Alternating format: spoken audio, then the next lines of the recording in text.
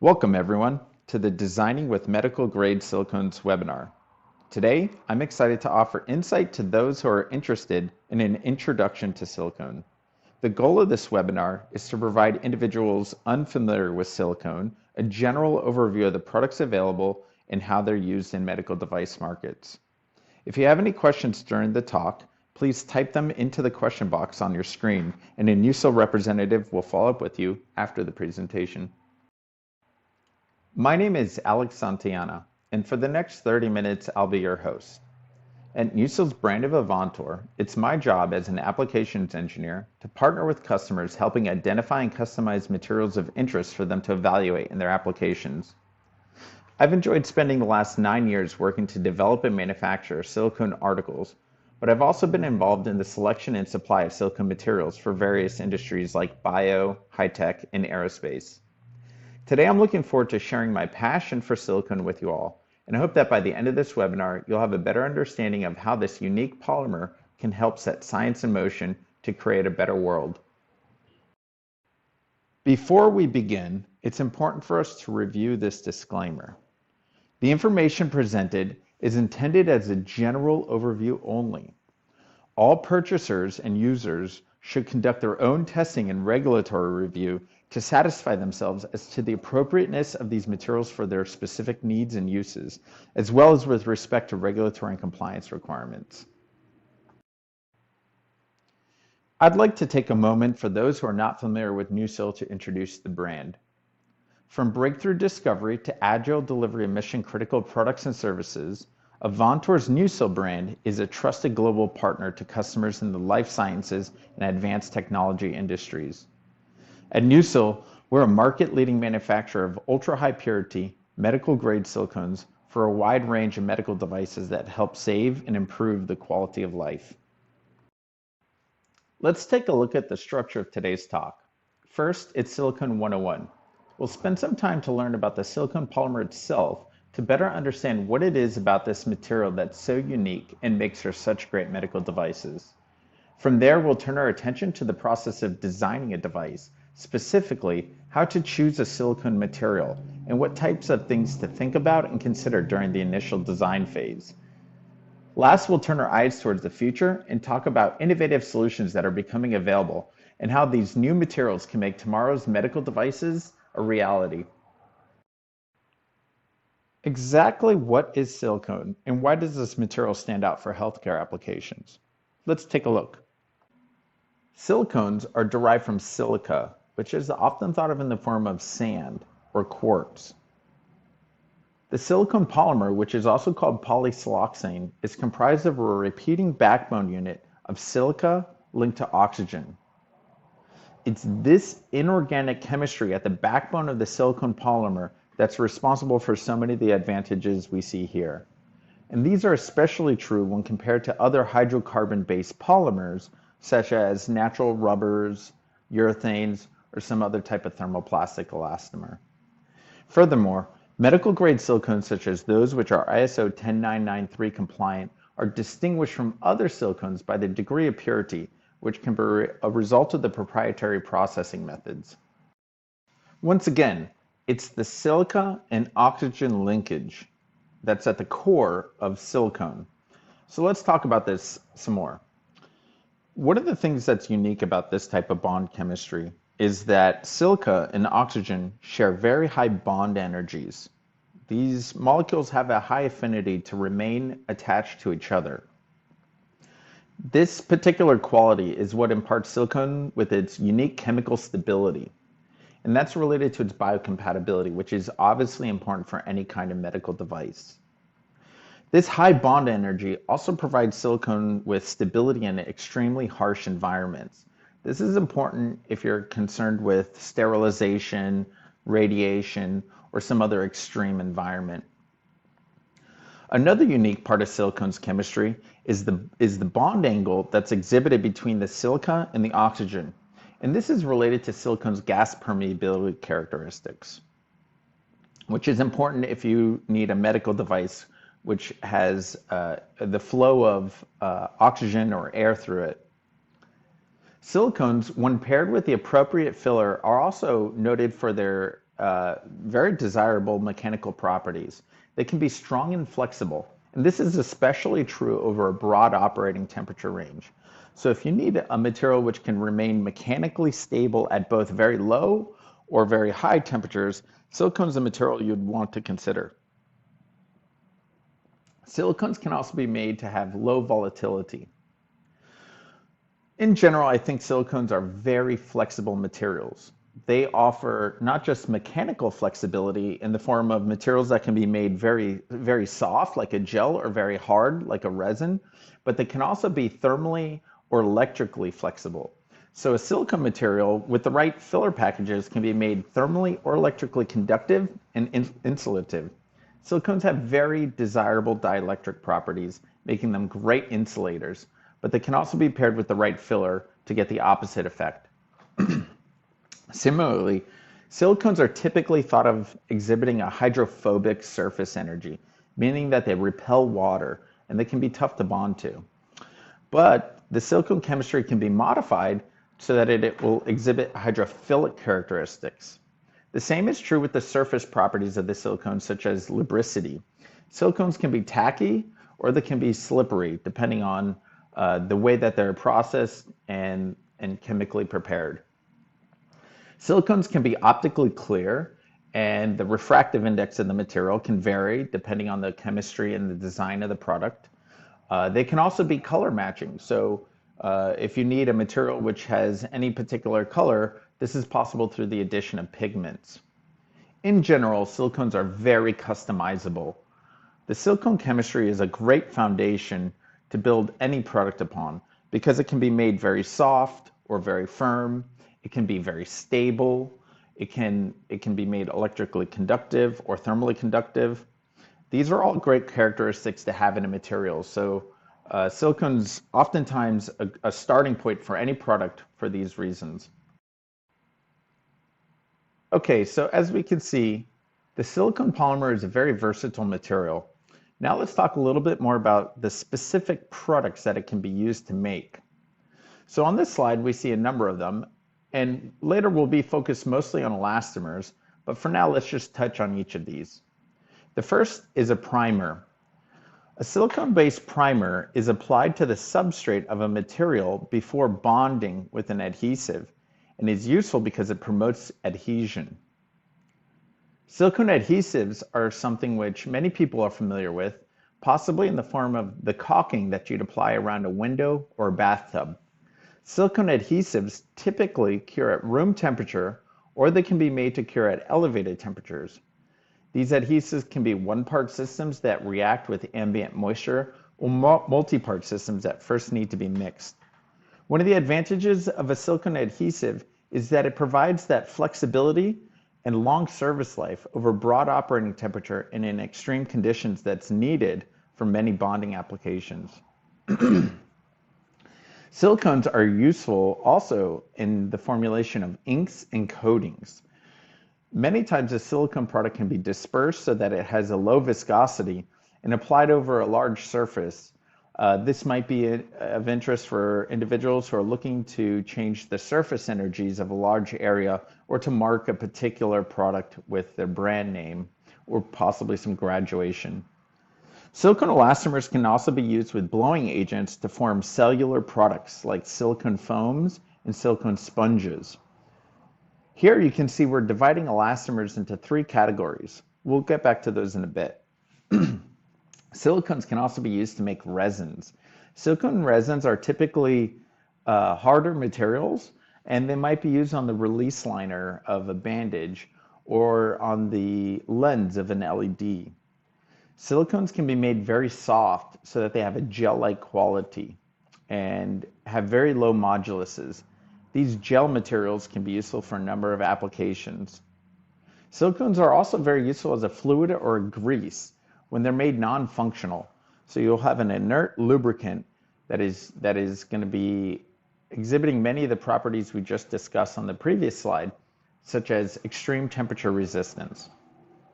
Okay, so onto silicone elastomers. We can see here the silicone elastomers are being divided into three groups. These groups are each different, but also have some similarities. Their differences might be because of their processing methods or because of their chemistry itself. Here we have a liquid silicone rubber, which is traditionally supplied as a two-part system, A and B, and has a jelly-like consistency which is pumpable. Next, it's high consistency rubber, which is more clay-like and gum-like in its uncured state. Last is a dispersion, which is a silicone elastomer in a solvent vehicle. Dispersions are useful when you need a thin coating. So as you can see, there are numerous forms and types of silicones we can consider. And all of these forms result in an innumerous number of silicone applications and products. Let's take a look at just a few and begin to talk about how to select the right silicone. Because it's so versatile and embodies so many desirable characteristics, silicone is ubiquitous in the healthcare industry, both inside and outside of the body. On this slide, the items depicted each have unique requirements essential to the success of the application. For this reason, it's key to evaluate the silicone application to identify the crucial properties required.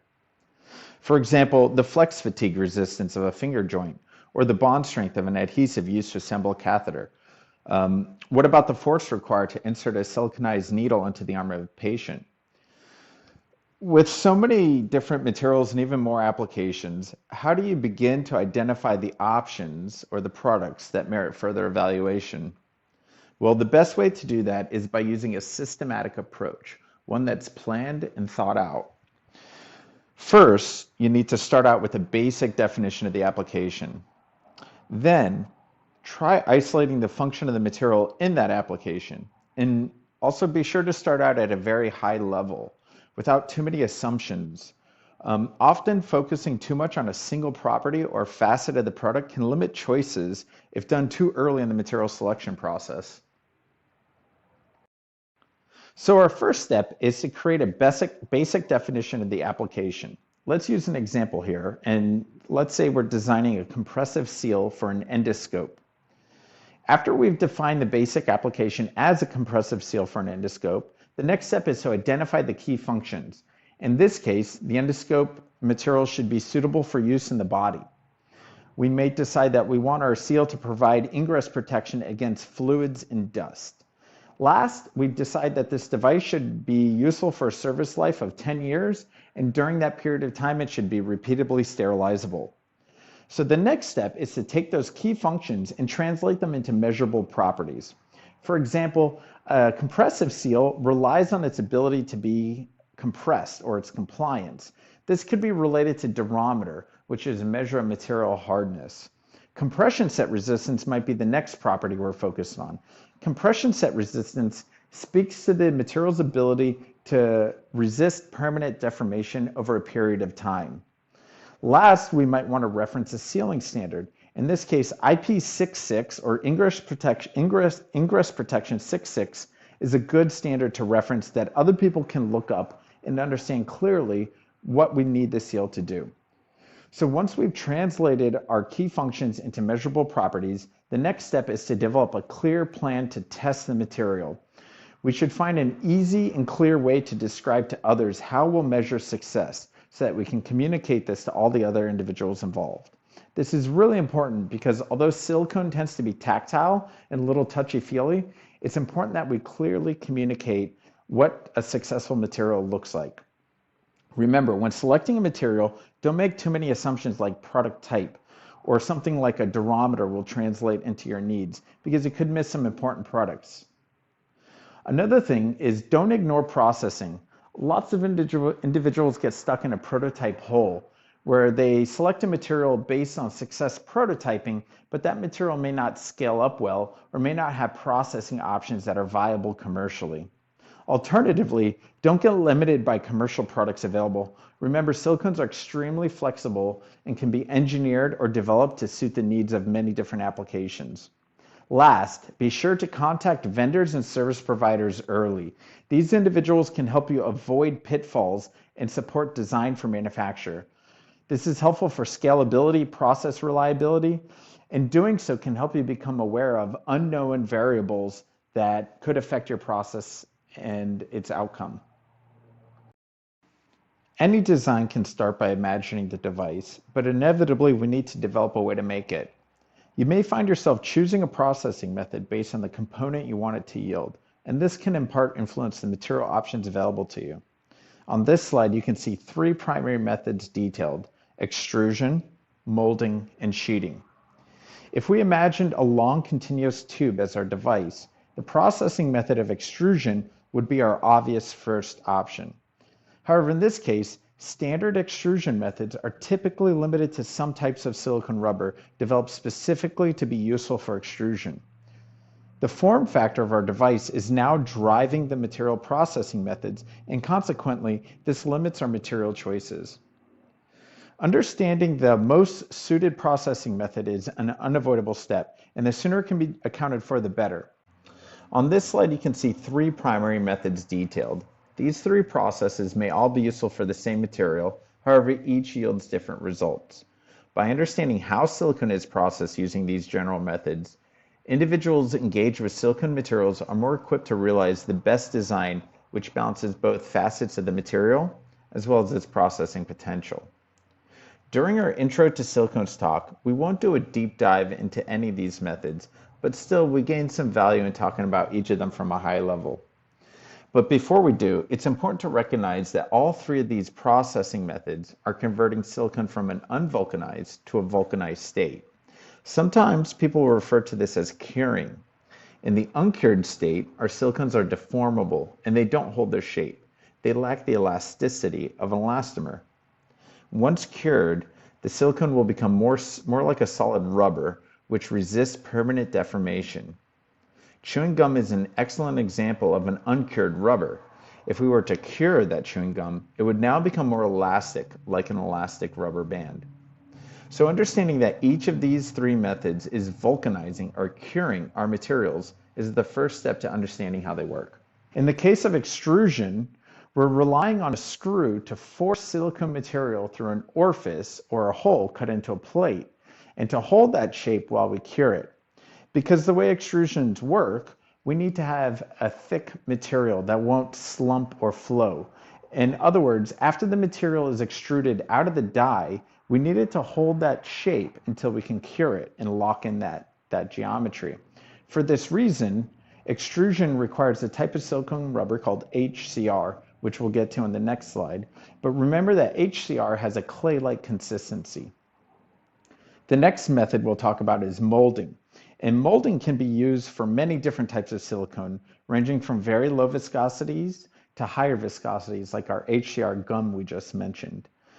In most cases, molding is taking your uncured, unvulcanized silicone, filling a cavity, heating it, or processing it so that you'll lock in that geometry. Even though I just talked about filling a cavity, sometimes we can mold by doing the opposite, and this is referred to as dip coating. So we may take a geometry, such as a mandrel, dip it in a fluid, and form our part on the outside of that shape. This is the method that we'll use to make gloves, or potentially sometimes this is also useful for balloons. In any case, injection molding is a very popular processing method for silicones. Last, we have sheeting. And once again, similar to liquid injection molding, sheeting can be used to process a number of different types of silicone materials. Sheeting can be used for liquid silicone rubbers, low viscosity silicone rubbers, or even higher viscosity silicone rubbers. Depicted in this schematic is what's referred to as a rubber calendar. And once again, just like extrusion, it's specifically designed to process a high consistency silicone rubber, which is a gum-like or a clay-like consistency. On the previous slide, we just looked at different ways to process silicone elastomers. And the word elastomer is referring to the material's properties in its cured state, suggesting they're elastic and that they can be stretched and they'll return to their original shape. But before we cure those materials, they can present themselves in a number of different uncured states. And these will divide into general product categories. So the first one is a liquid silicone rubber. And liquid silicone rubbers, which are also called LSRs, generally have the consistency of petroleum jelly. And what's key about a liquid silicone rubber is that it's pumpable, which is useful for liquid injection molding. Liquid silicone rubbers generally have the rate of cure and the temperature at which they're cured, tailored specifically for the liquid injection molding process. The next type of silicone we'll look at is a low viscosity elastomer. And what's key here are these are more pourable or castable. This is important for a number of applications that specifically need this flow ability. For example, let's say you're potting some electronics and you need to be able to pour silicone over them to have them encapsulated for ruggedization or protection. The next type of silicone rubber is one we've already talked about a bit, and that's the high consistency silicone rubber.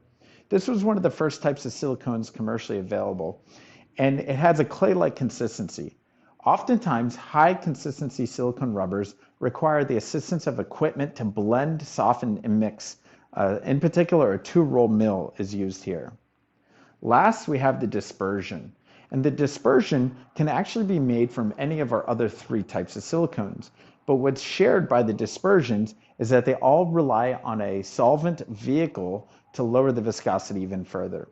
Dispersions are particularly useful when you need a very thin coating. So if you wanted to siliconize a needle or potentially do some dip coating, you may rely on the low viscosity of a dispersion. As you saw when we looked at our silicone products, the world of silicone materials is much larger than elastomers alone. Silicones are also very popular as adhesives to assemble a device, or sometimes as a lubricant used to reduce friction. So let's take some time to talk about those some more. Nuts, bolts, rivets, and screws, these are all great classic mechanical fastening methods, but they don't always live up to the needs of modern medical device assemblies. Silicone adhesives have become the product of choice for many situations, in part because the adhesive maintains the same desirable properties mentioned earlier: biocompatibility, inertness, ability to endure sterilization, but most important, silicone's flexibility. Because silicone adhesives provide an elastomeric and flexible bond, adhesive unions made with silicone gain stress-relieving properties, which is a helpful feature if the substrates themselves are flexible or if there's a difference in coefficients of thermal expansion. Bonding flexible substrates like silicones, urethanes, and other plastics can sometimes be challenging for any adhesive system, but silicones are an outstanding choice. Traditional adhesion promotion may be useful for some applications, and these can include priming or other surface activation methods like corona treatment, etching, and flame treatments. Another situation where silicone adhesives provide an advantage will be when there's a point load or a stress that must be distributed more uniformly. Another case is if the bond must also provide some degree of sealing protection or other function. With so many unique uses and advantages, silicone adhesives find themselves applied in various medical device applications. For that reason, there are many products each developed to provide distinct improvements in the categories of performance, throughput, and reliability. Now let's take a look at some of these products more closely. The first type of silicone adhesive we'll talk about is the one-part RTV, and RTV stands for room temperature vulcanizing. As I mentioned earlier, this is a type of silicone adhesive that many people are probably familiar with, especially if you've ever done any kind of caulking around a bathtub or around your outdoor windows. The important thing to understand with silicone one-part RTVs is that most of them rely on what's called a condensation cure. And what this means is that it's reacting with ambient moisture in the air to cure. This can be a problem in some applications. For example, let's say we're trying to bond two large panes of glass together. Well, the adhesive between the two panes of glass may not receive enough exposure to ambient moisture to cure very quickly. And in this type of situation, the next product category might be more useful, and that's a two-part RTV or HTV. The HTV in this case stands for high temperature vulcanizing. But the key with this product is that when you combine the two parts together, they either begin to cure immediately or they begin to cure when you heat them up. And these tend to have more advantages by providing more control when we compare them to our RTV. The next category is a silicone dispersion, and just like before, the silicone dispersion can be either of the other two products on the left, but dispersed in a carrier solvent. This is useful if we want to spray, wipe, or brush a very thin layer of adhesive, or if we need to inject it into a spot that's kind of hard to get to. Last, we have double-sided tapes and primers. These are also called pressure-sensitive adhesive tapes. And just like the Scotch tape you might have on your desk, it's a sticky, semi-cured silicone that you can apply to a carrier or potentially have it supplied as a transfer adhesive, and is useful for thin, large laminating operations. Just as keeping some things bonded together is critical to performance, keeping others from sticking together might be just as important. In many healthcare applications, the patient's comfort is directly related to the property of lubricity. So to address this need, there's a suite of silicone-based products that all offer the critical property of inertness and biocompatibility. These products can help reduce the insertion force of a needle, a cannula, or even the drag resistance of a cutting edge. Silicone lubrications can also help mechanical assemblies, ensuring that they perform smoothly and reliably.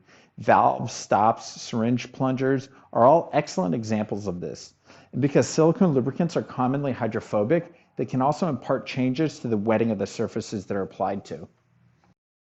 Just like before, lubricious silicones come in many different forms and product categories. The first is fluids and oils. And what's important to understand is that these liquid silicones are never intended to cure or become solid. They're what's called non-functional, and they're intended to remain in a liquid state, which is useful for brushing or wetting a lubricant over a large surface area. The next category is greases, and these are designed to stay where they're put, so they're non-slumping, and they're designed so that they don't flow or migrate on a surface.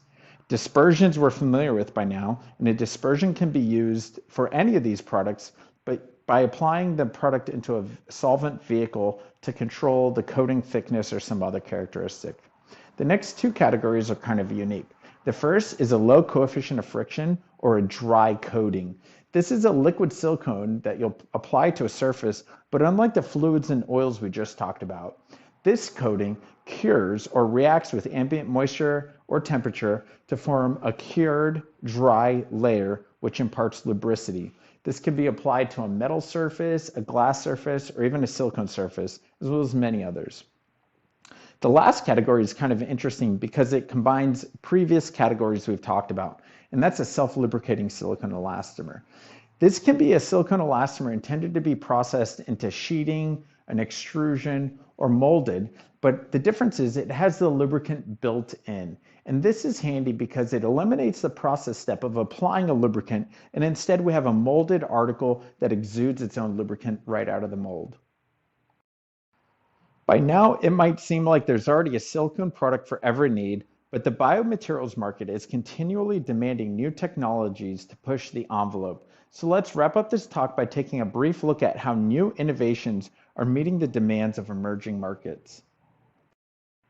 As electronic packages shrink and even the simplest consumer devices begin to rely on sophisticated sensors, the demand for electrically conductive elastomers has increased. Products like lab-on-a-chip and wearable medical devices need both flexible and conductive elastomers. Historically, rubbers like silicone have been used where the dielectric strength is an advantage, such as wire insulation, but new generations of conductive silicone materials are becoming available and under development to meet the needs of products not yet imagined. Additive manufacturing has made the possibility of mass customization a practical expectation. Both metals and plastics alike have been adapted to this method of fabricating, making parts previously not possible. Silicone polymers are no exception. Imagine the ability to print a biocompatible implantable elastomer into articles customized to meet the needs as unique as each of us. Another even more customized form of silicone fabrication involves making the part inside of the body by in situ curing. The market needs for in situ curing are ever increasing. The potential for less invasive surgeries and reduced hospital stay is made possible with new sterilizable silicone elastomers that can be easily delivered and cured within the patient's body. How about that? So there we have it, everyone. This concludes NuSil's Designing with Silicone webinar. If you have any questions, please submit them in the question box and a NuSil representative will follow up with you shortly. To learn more about silicone technology and the products offered by NuSil, visit us at www.avantorsciences.com/NuSil or stop by our booth in the virtual exhibit hall. Once again, I'm Alex Santayana, and thank you for joining me on this introductory presentation about how to design with silicones.